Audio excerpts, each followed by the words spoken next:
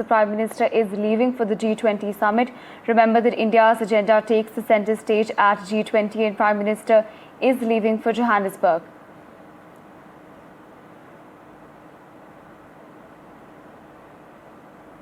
Important information we're tracking at this hour. Of course, the focus at the G20 summit will be on climate finance, among other issues. There will also be focus on India and South Africa's ties. Remember that the Prime Minister is expected to hold multiple bilaterals, in fact, on the sidelines of the G20 summit.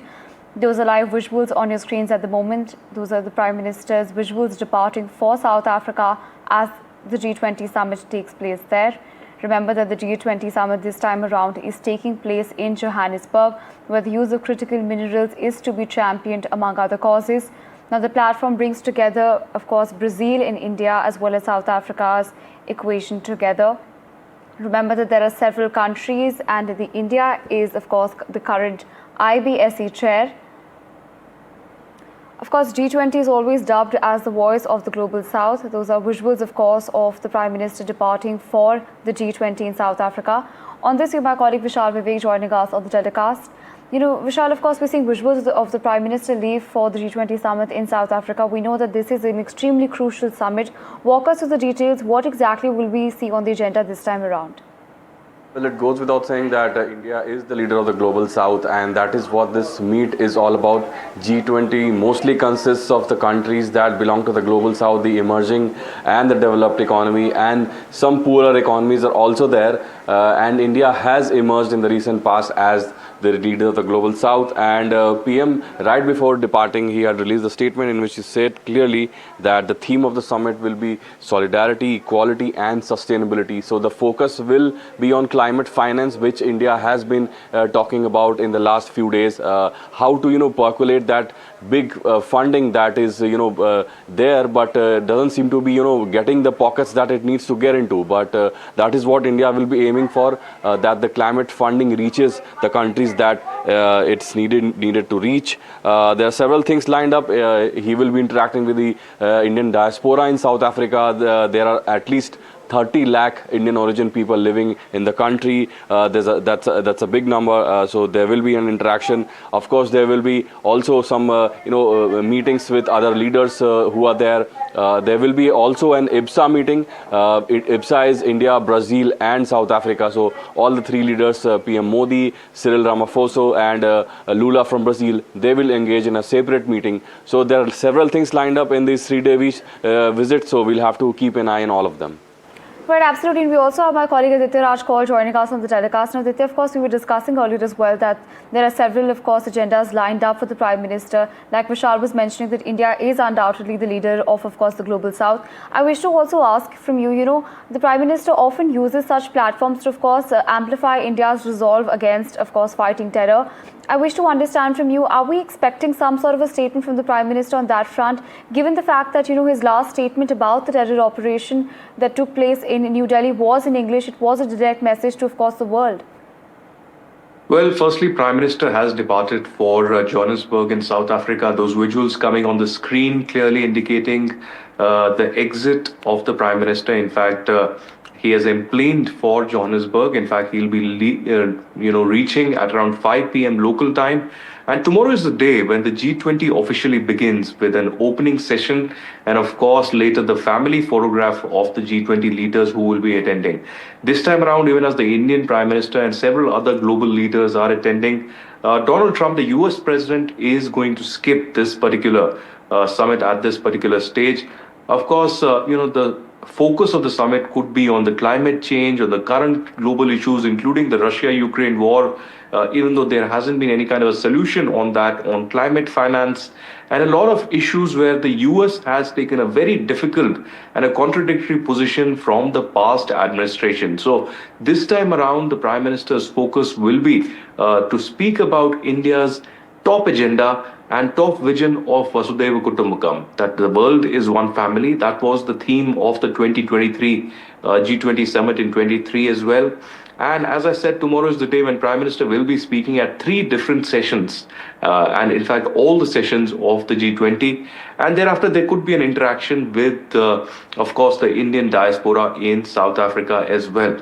In fact, India had played a critical role in South Africa's inclusion in the G20. India has been a leader of the global South, trying to put on agenda the top priorities of the global South at the G20 and various other forums. The IBSA would be also meeting on the sidelines of the G20. We'll also have some kind of bilaterals also taking place on the sidelines of the G20. So, an important visit there for the Prime Minister, one of the last for 2025, even as we come to the end of the year almost.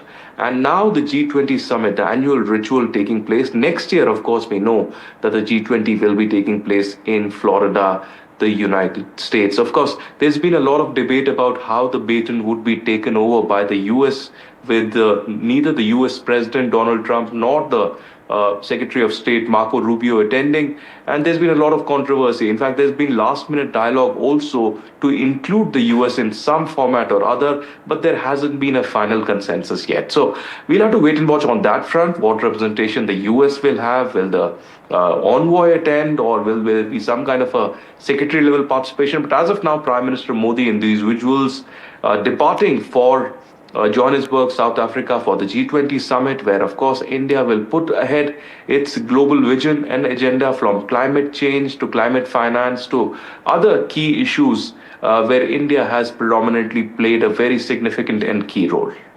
Right, and also, Aditya, because you've mentioned the United States, I also wish to understand from you, the United States, like you mentioned, is not attending the G20 summit this time around in South Africa. Help us understand how exactly is that panning out on the global stage? What sort of impact will that have? Well, that will have quite an impact, because many people feel that if the US is not there, there cannot be a consensus, or at least there will be some countries that will have apprehensions in signing the final leaders' declaration. Remember, at the end of each G20, there is a leaders' declaration that comes out, similar to what happened in 23 in New Delhi at the Bharat Mandapam, where, of course, India played a significant role in building a consensus on the Russia-Ukraine.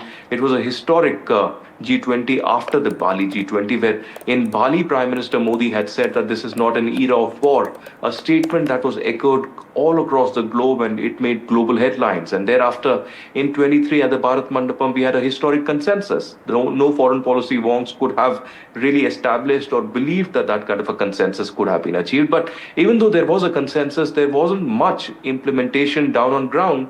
Even as more than 3 years later, it's going to be 4 years in a couple of months from now, the war between Russia and Ukraine continues. So that's the entire point. The US's focus at this point in time seems to be in resolving the Russia-Ukraine war.